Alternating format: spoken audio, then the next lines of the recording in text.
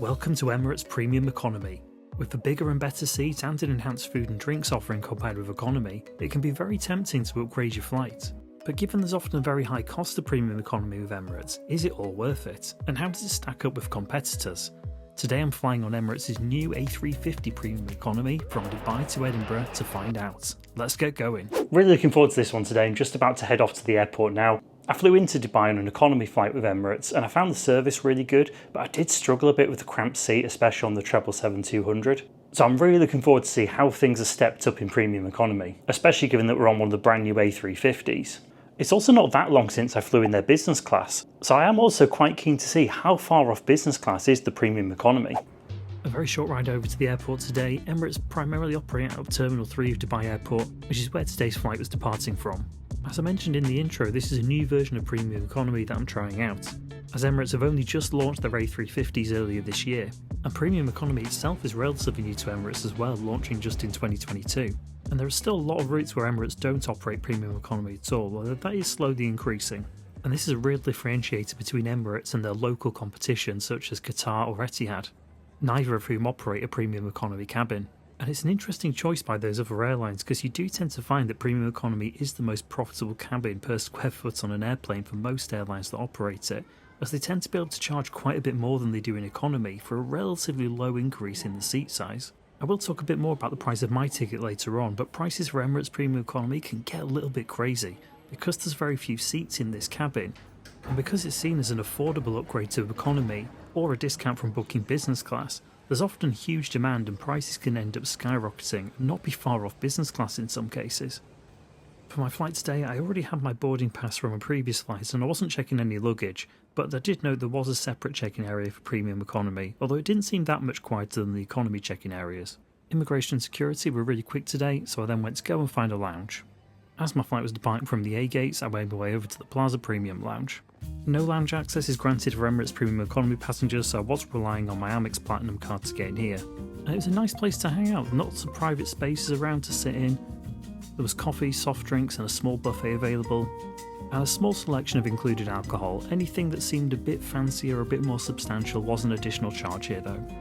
I will just note as well that with a premium economy ticket with Emirates you can actually still buy your way into the business class lounge or indeed the first class lounge. But it doesn't come cheap. You're looking at $150 for business class and $250 for first class, which is crazy money just to go in an airport lounge. The only other option would be if you do have status with Emirates, you can get in that way, or if you pay for a Skywards Plus membership with Emirates. Now Skywards Plus will set you back a few $100s. There's different tiers depending on what kind of benefits you want, but you will get some lounge passes with that in addition to some other perks like gaining status faster.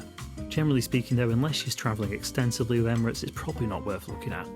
After a couple of hours of relaxing in the Plaza Premium Lounge, I decided to head upstairs and check out the Marhaba Lounge, which I get with Priority Pass. I wanted to see if they had any more substantial food available compared to what I had in Plaza Premium. Unfortunately when I got there, even though there wasn't much of a queue, it seemed to be taking them ages to actually get through people to check in. And whilst I was waiting in the queue there, I got a notification on my phone to say that my flight had started to board, so I decided to make my way over to the gate. And then actually called us to board about 20 minutes earlier than they said they were going to originally, so I was quite surprised that we were moving already. But unfortunately it turns out the reason they were bringing us there early is they seem to be doing additional security checks on the majority of passengers, probably about 3/4 of us that got pulled out for extra checks, which meant most of us having to take all our electronics out of our bags and have a bit of a pat down before we were allowed to go on board. The premium economy cabin was set out in a 232 configuration, and I was a bit gutted I'd not managed to snag a window seat for this one. However, looking at the seat map on the morning, it seemed that I had a whole row at the back to myself, and that remained the case right up to boarding. Stepping on board, the first thing you notice is just how nice these seats look. They definitely match the general style of Emirates, but I feel like they're a bit less garish than old seat designs used to be.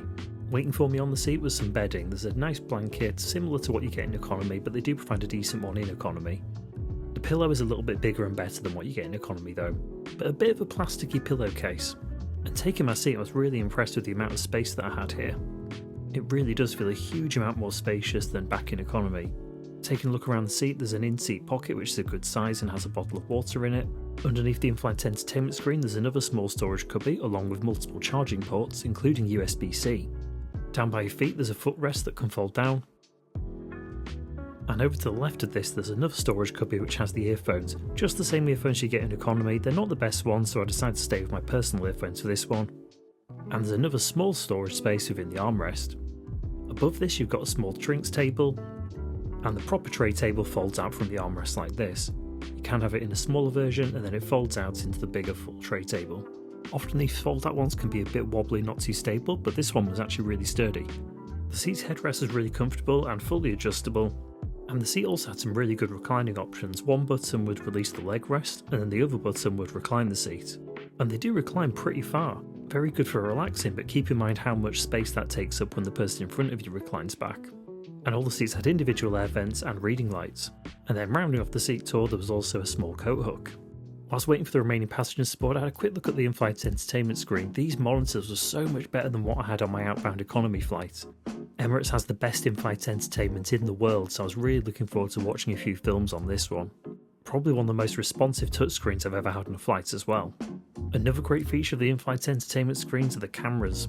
Emirates have 3 different camera views to choose from on the A350s, something I very much appreciated given I wasn't able to get that window seat. Around this time someone did come and take that vacant seat next to me, unfortunately, and even more unfortunately immediately took his socks and shoes off. Turns out he and his partner had asked to pay for an upgrade once on board, which I didn't even realise was something you could do on Emirates. The cabin crew came around to offer pre-departure beverages, just soft drinks available, so lemon mint, orange juice or water. I went for the lemon mint, which was really refreshing, and they then came around with a hot towel. So lots of nice refreshing smells that took away the foot smell.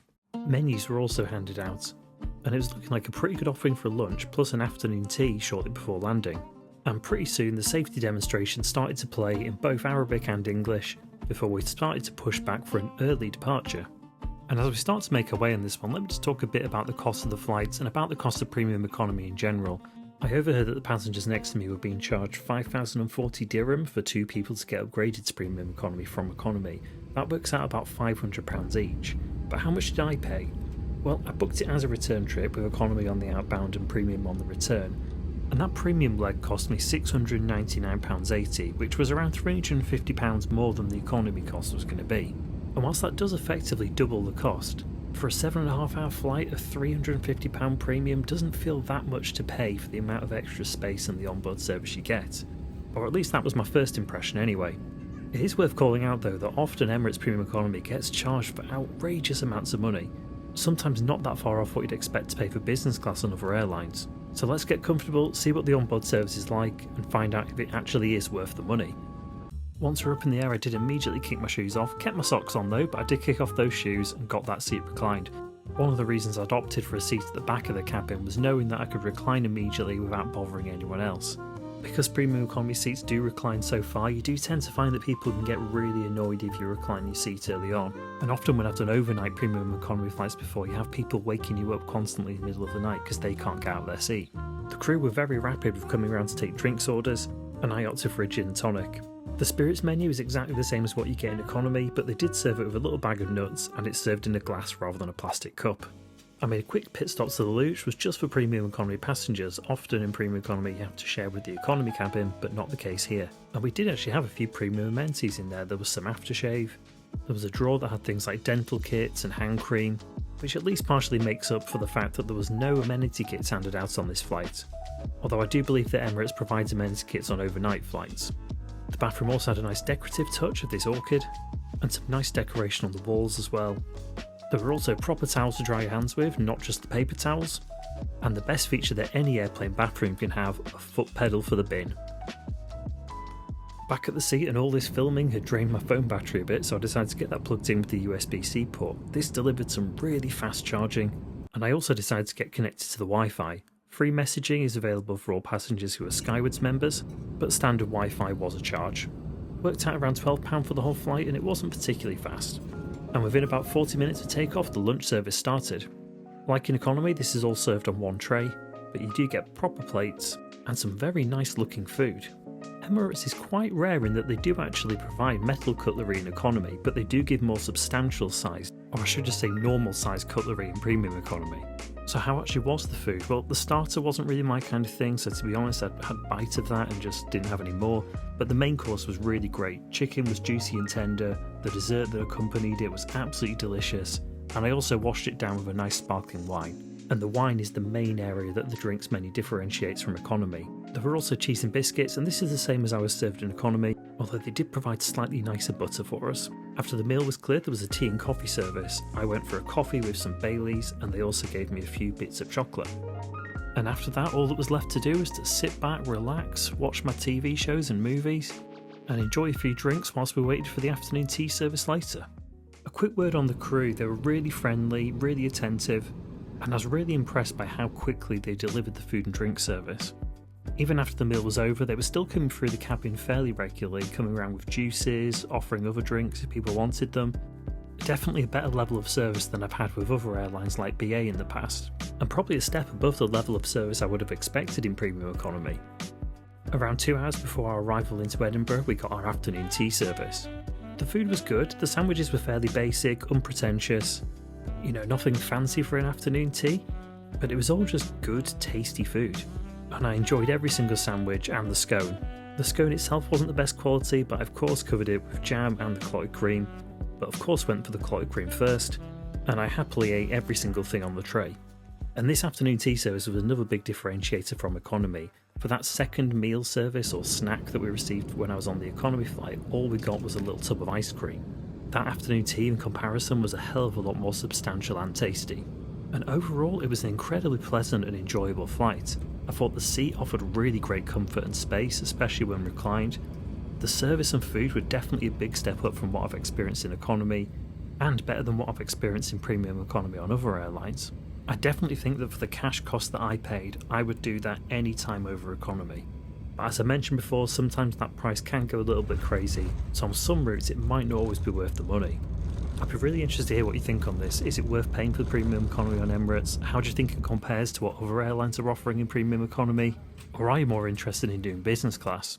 As I mentioned at the start of the video, I did recently fly on Emirates business class on the A380, and if you want to see what that experience is like, watch this video next. Thanks for watching.